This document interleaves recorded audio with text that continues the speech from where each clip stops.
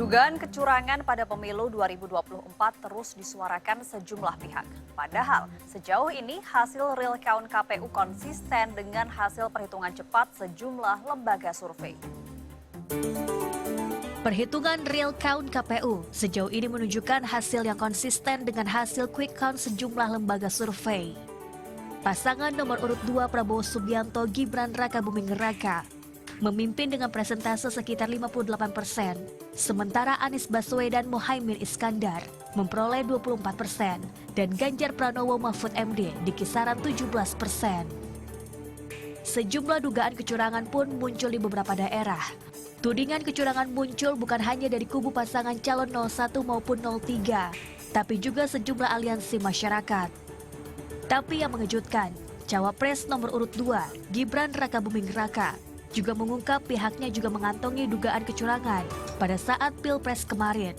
Walau begitu, ia enggan melaporkan dugaan kecurangan yang didapatkan.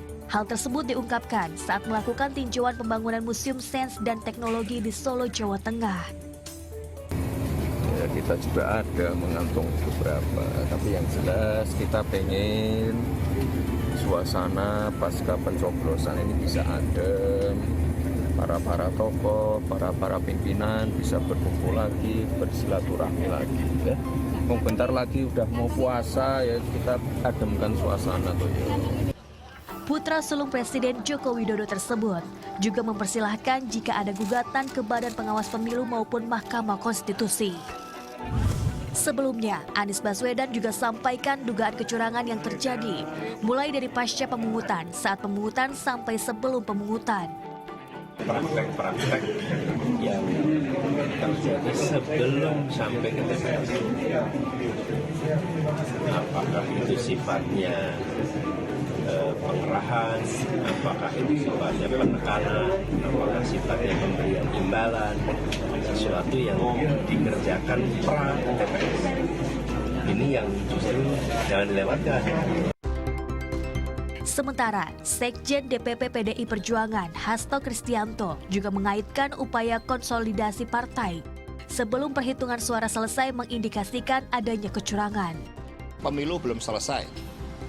Nah, sehingga upaya-upaya konsolidasi yang justru dilakukan ketika pemilu belum selesai, ini memperkuat kecurigaan bahwa ada persoalan terkait dengan pemilu itu.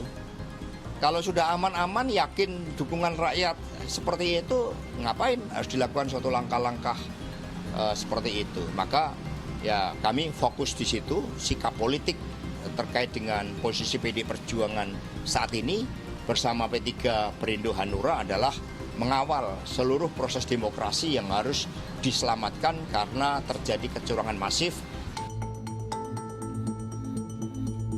Pasca pemungutan suara, berbagai isu kampanye hitam hingga kecurangan santer dihembuskan. Menurut pakar politik, Guru Besar Ilmu Komunikasi dan Ilmu Politik Universitas Airlangga Surabaya, Suko Widodo, hal itu merupakan bagian dari pro kontra dalam sebuah pemilihan umum. Logikanya kan begitu, mekanismenya kan sudah ada.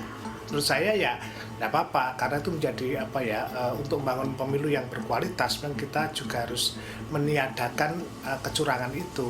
Kalaupun toh ada indikasi dan terutama bukti ya, karena prosedurnya kan harus disertai barang bukti, ya dilaporkan aja agar semua menjadi transparan. Hal serupa disampaikan Presiden Joko Widodo beberapa waktu lalu. Terkait banyaknya dugaan kecurangan, Presiden minta masyarakat langsung lapor ke Bawaslu atau Mahkamah Konstitusi. Mengenai kecurangan, caleg itu ada saksi di TPS, partai ada saksi di TPS, capres, cawapres, kandidat ada saksi di TPS. Di TPS ada Bawaslu, aparat juga ada di sana. Terbuka untuk diambil gambarnya. Saya kira pengawasan yang berlapis-lapis seperti ini akan menghilangkan adanya kecurangan. Tapi kalau memang ada betul, ada mekanisme untuk ke Bawaslu, mekanisme nanti persidangan di MK, saya kira sudah diatur semuanya kok. Jadi janganlah teriak-teriak curang. Ada bukti langsung bawa ke Bawaslu, ada bukti bawa ke MK. Sebelumnya, sejumlah kelompok masyarakat juga sempat berdemo di KPU, menuntut transparansi perhitungan suara serta pengusutan kecurangan yang terjadi dalam pemilu. Tim Liputan melaporkan untuk NET.